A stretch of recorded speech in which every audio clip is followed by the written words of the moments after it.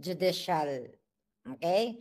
So, ang ginawa ni Bangag, di ba, tama tayo, tama kayong lahat, na during Asian Summit, dahil nga nag-a-apply itong Timor-Leste na maging part of that, ngayon, mga papalangga, inamin talaga ng Bangag administration na hiniling nila ang ulo ni Arnie dahil gigil na gigil sila kay Arnie Teves.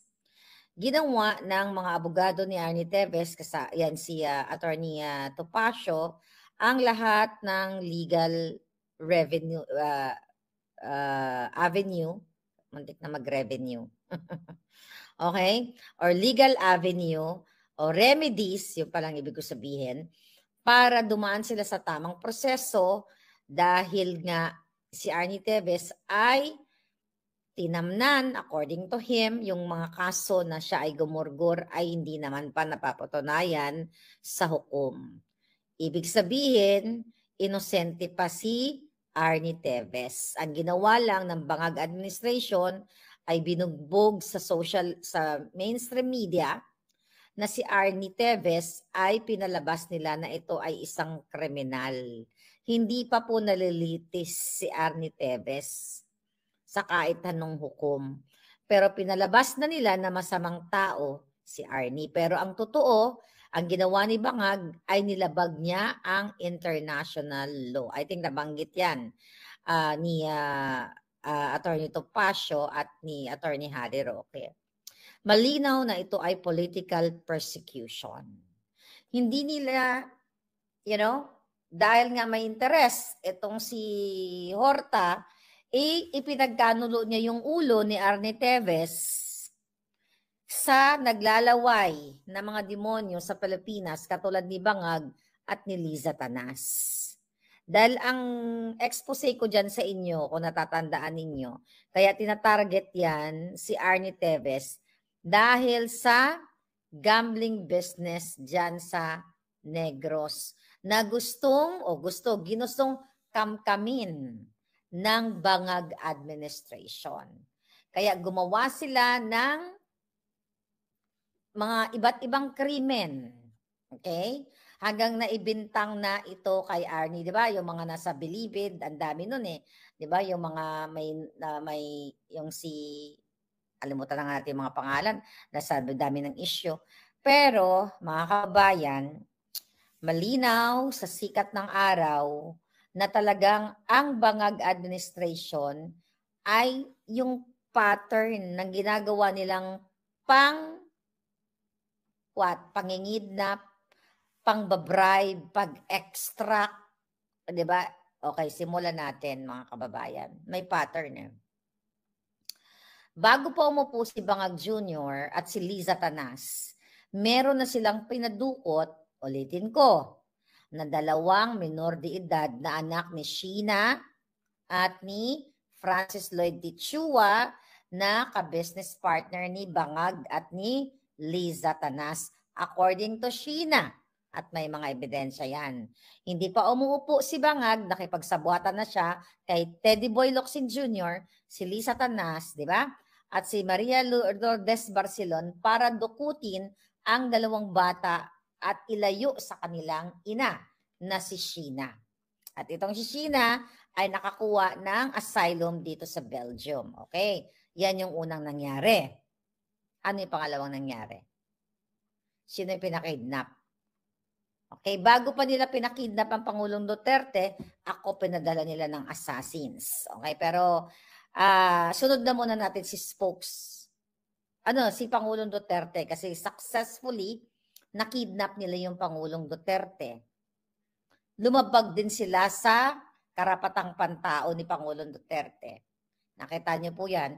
Hindi ko na kailangan pang ulit-ulitin dahil master nyo na yung issue. Kaya nga tayo ngayon ay nandito sa daig dahil nagpapakita tayo ng suporta. Then now, Arnie Teves. Okay? At for sure, gumagawa sila ng paraan para ma-kidnap nila ang ating kaibigang spokes, Harry Roque. At diba ako, tinakot-takot din. Hi, Princess Maui Palangga. So, tinakot-takot, sinindak-sindak ako ni Santiago na gagawin nila ang lahat. Di ba? they will hunt me down kahit nasa Amerika ako. At wag daw ako pakakasiguradado dahil kahit nasa Amerika ako, ay hindi ako ligtas. Threat yan. At sabi nila, sabi ni Santiago, kapag puno na ang salop, dapat nang kalusin. Meaning, dapat na akong gurgurin. Hindi naman literal yun. Na salop ng bigas, kakalusin mo. Ang ibig sabihin nun sa kasalitang kanto o sa ating mga Pilipino, kahit sa mga pelikula, kapag puno na, pelikula ni Fernando po, pag puno na ang salop, ay dapat ka nang gurgurin. Yun. Sinabi ko sa inyo na nireport ko na yan mga hinayupak na yan sa FBI. Alright? Now, okay, ano nangyayari? Hindi ba malinaw lahat? Sabi ni Gia de Vinegracia, si VP Sara, iyon na nga. Sunod-sunod na nga tayong huhulihin or tatamnan ng kaso. Well, una muna, gusto ko lang i-highlight yung pagtatanim, yung nabasa ko kasi yung, what do you call it? Yung mugshot ni Arnie, 10 counts of gurgur, X counts of this, of that. Okay? It's the same thing na ginawa kay Harry, ginawa kay Maharlika, na mayroong, sabi ko nga, 7 warrant of arrest at iba-ibang fabricated crime na ginawa nila sa akin. Yan din ang ginagawa kay Arnie Tevez. Yan ang ginawa kay Pangulong Duterte, iba di ba? Sabi ko nga si Arnie, gusto nilang litisin dyan sa loob ng Pilipinas. Samantalang si PRRD, kinidnap nila at inilagay dito sa dahig. Now, mga kababayan, I don't know kung hanggang saan ito mga bangag na ito, pero napakaganda dahil kayo ay, naninindigan at sumasama kayo sa labang ito. Excuse me. So, ngayon, okay, kahapon pala, ang daming nating mga nakakausap na mga palangga, sila Ate Joy, okay? Lahat kayo dyan kahapon na hindi nyo binibitawan ang suporta kay PRRD. Because of you guys, talagang lumalakas ang ating laban sa mga bangag na ito. So ngayon, ito po lahat ay political persecution. Sa group chat namin ng mga vloggers, pinadalhan na naman ng bagong supina. Maui, nakatanggap ka ba ng supina? Ako kasi hindi. Wala pa silang, di ba? Although kasama ako doon sa 39 something, hindi na 40 39, 30 plus vloggers na Duterte-aligned vloggers or Duterte supporters or anti-bangag vloggers. Pinadala na naman ang ating mga palanggang vloggers, halos lahat sa kanila.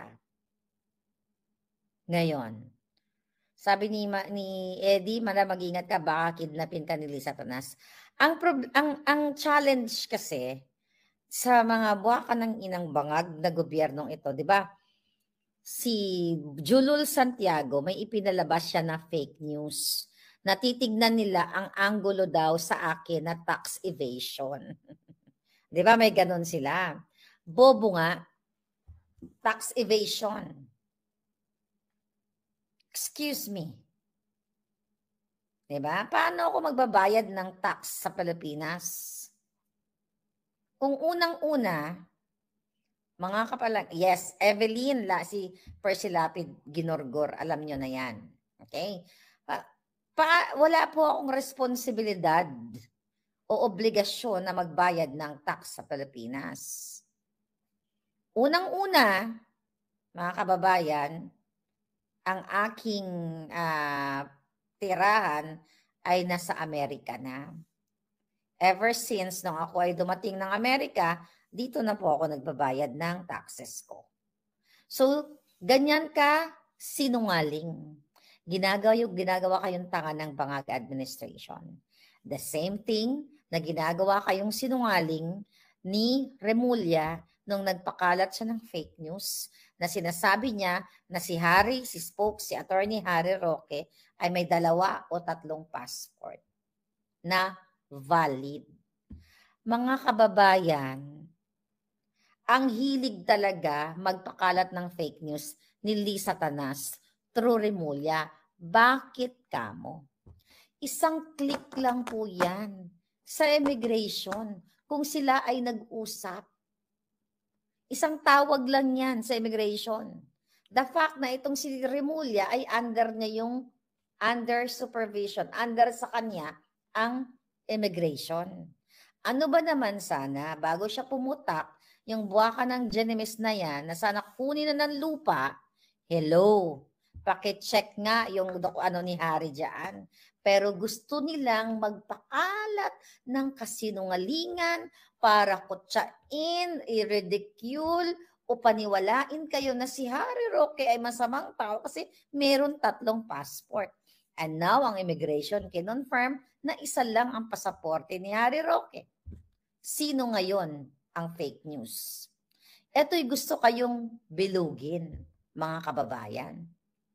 Ito din yung ginagawa nila, sabi ko nga sa inyo, sa akin. Di ba? Na mga kasinungalingan, kung kaya ni Liza Tanas i-expose ang aking passport. Alam niyo mga kababayan, mga palangga, sa kakapasok ko, karirinig lang, alam mong ginawa ng mga buwaka ng inang Bangag administration, ni Bangag at ni si Lisa Tanas, lahat ang may author, may kumpas nito. Nung pumasok ako sa Pilipinas, syempre ipipresent ko yung aking passport 2022. May record ako ng in and out sa Pilipinas, di ba? Meron yan. Computerization. Ang ginawa ng gobyerno ni Bangag, in-expose, ang daming ginawa, ang daming ginawang paglabag sa batas ng mga buwaka ng inang ito. In-expose nila yung passport ko. Meaning, kinuha nila illegally sa Immigration Department at binigay nila sa trolls nila at pinost ng troll nila sa Twitter. Alam niyo yon, di ba? Sinabi ko sa inyo. So, after few, thank you kay MJ. Shout out sa iyo, sa akin palangga. Si MJ Kiambao ang nag-send sa akin noon. Hindi ko makalimutan. Sis, passport mo ba to? Ganyan, ganyan, ganyan. Sabi ko, yes. So, kinuha nila sa immigration. Ganito kababoy ang gobyernong ito. Okay? Ngayon, nilagay nila sa Twitter. Yan po ay paglabag. Okay? Paglabag sa batas ang ginawa ng mga yawa na ito. Okay? Pero ngayon, mga kababayan, okay, dahil ngayon ay mayroong umagang-umaga, meron tayong Jaja Tayin. Okay. Ayan na, ginorgor ko na yung isa, padala ni Lisa Tanas. Sabi ni Ma'am Raga, I remember, yes, in-expose nila. Illegally, pero binura lang nila. Sinama ko po yun, mga kababayan, sa case ko, Abel Bacudio versus Claire Contreras. Yung case na yan, unang case na kinaso ni Lisa Tanas through Bacudio. Okay? Dahil tumawag yan, si Bacudio sa mga kaibigan niya, ipinagmamalaki niya, napapailan niya ako ng kaso sa Amerika dahil gagastusan daw siya ni Liza Tanas. God is good. That case is dismissed with prejudice. Pero yung passport ko na pinadukot ni Lisa Tanas sa immigration, kasama yan sa exhibit ko. Kahit tignan nyo nandyan sa internet, makikita nyo. Yung lawyer ko si Bennett Kelly. Google nyo, nakita nyo na yan. Now, ngayon, good thing. Bakit kamo? Okay? Kahapon, dito sa Amerika, ay nagkaroon ng statement ang aming US Secretary na si Senator Marco Rubio, na kung saan yung bagong policy na ipapatupad ng US, ng Amerika, ay what? Para pigilan or ika-cancel nila yung passport ng mga foreigners o yung mga sindikatong katulad ng mga bangag na nanggigipit sa mga kritikong katulad ko. Okay? Wait. Nawala ako. Nandiyan pa ba ako? Akala ko nawala na ako. Alright? So ngayon, mga kababayan, alright. So ngayon, yan ang bagong polisiya dito sa Amerika. And thank you sa aming Secretary of State. Sabi ko nga kahapon bisibisihan na ako. Siguro baka nabasa na nila yung aking letter sa, di ba sinabi ko sa inyo na sinulatan ko yung White House? Ba yun? Di ba sinabi ko sa inyo? May mga nai-forward tayo mga mensahe. So ngayon, marami tayong i-forward na mga mensahe. Ngayon, mga kababayan, itong bagong policy ng Amerika na hindi papayagan ng US government na gigipitin ng mga politicians abroad. Hindi na kasi Pilipinas Mayroong kasi yung forensic expert na nag-authenticate ng pulboronic video ni Bangag. Meron din siyang kinuwento sa akin na may case, mayroon siyang kliyente na ginigipit din somewhere from hindi ako nagkakamali, Africa ba? Basta somewhere there. Okay? So ngayon, yun ngayon ang magandang policy ng Amerika dahil babawian o ika-cancel ang US visa ng mga politiko, ng mga foreigners. Okay? Not only Filipino, China, or wherever, mga palangga, kapag sila ay napatunayan na sinusuppress ang karapatan ng isang Amerikano, right? Na pinipigilan yung freedom of expression, lalo na sa mga posting sa online. So ano mangyayari mga palangga? Yung mga nagsasampa ng mga kaso, sino yung mga foreigners na yon? Etong mga sindikato, sino-sino yon? Alam nyo na yon. Kung sino-sino ang mga bangag. Mga kaalyado ni Bangag na nagsampa ng kaso sa akin. Na mga walang pera, dating nang lilimahid, pero dahil marami nang nakamkam sa kaba ng bayan, kaya hanggang Amerika, nag-suspend sila ng millions and millions of taxpayers' money para manggipit. So, tignan natin ngayon. Ngayon, kasi ang dami, hindi lang pala ako ang binibiktima ng mga julul na mga foreigners. Kaya, thank you kay Senator Rubio dahil ang mga, even, di ba, yung katulad ng Facebook, okay? Katulad ng Facebook, kinakausap ng COMELEC na harangan, mga kababayan, harangan ang mga posting ko. Posting ko. Okay? Ayan natin. Pinakita ko na sa inyo, I think pinagdan ni Attorney Glenn, di ba? Yung posting tungkol sa pandaraya, merong nakalagay doon na ni-request ng COMELEC na huwag ipalabas sa Pilipinas yung mga videos ko. Particularly, yung video namin ni Attorney Glenn Chong na ine-expose niya ang pandaraya. So, sinisindak ng COMELEC, ng gobyernong Bangag, ang mga